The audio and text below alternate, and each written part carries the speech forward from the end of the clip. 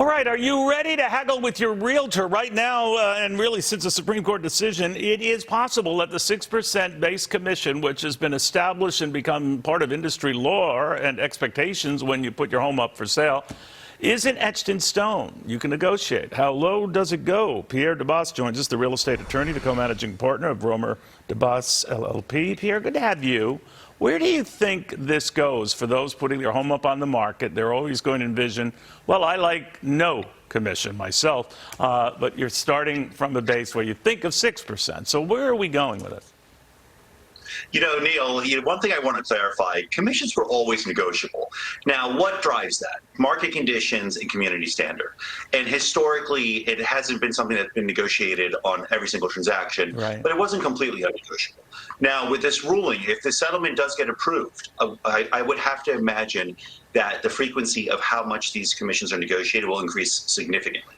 Now, how this impacts our market, if you look back, when the Fed started increasing interest rates a year and a half ago, you and I predicted a spot-on accuracy that pricing will not change much at all due to interest rates because we have a huge supply issue and transaction volume will plummet.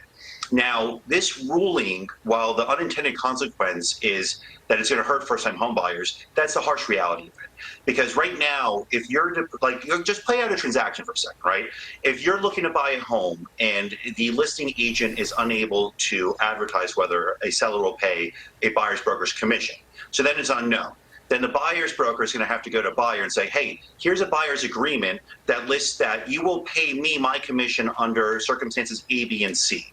Now, when you bring up that agreement, that's going to be an incredibly awkward and uncomfortable conversation and something most buyers will be intimidated by. And what happens is that a buyer, with the barrier of entry we have now into the housing market, the highest barrier of entry in U.S. history, if you're going to tell a buyer, well, you have to pay commission now, and you can negotiate that, most buyers in that predicament are going to end up deciding to represent themselves, which I think is a huge disservice because a buyer's agent historically was a free service to a buyer.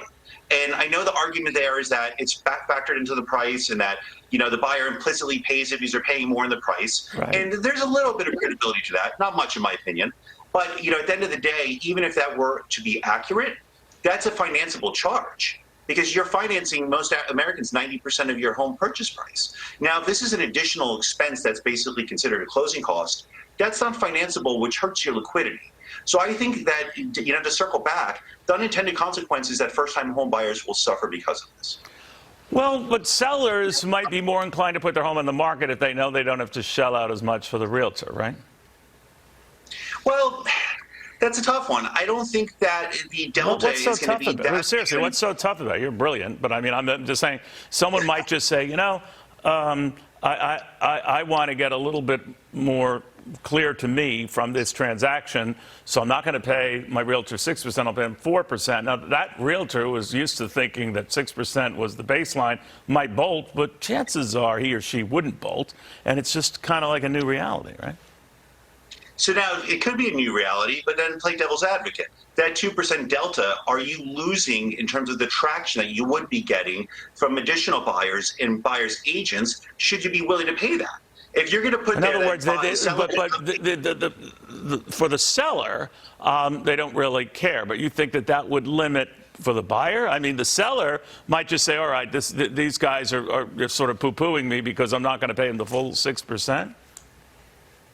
Yeah, absolutely. And they will suffer in terms of traction and demand for the property, which subsequently will cost them more in reality than the 2% they're saving.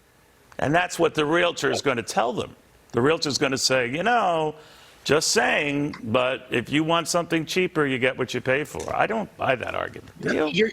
You're spot on. I mean, I think that you're going to see, if I had to predict, I would say a third of transactions you will start seeing this become a negotiable term. 2/3 will live by the old community standard.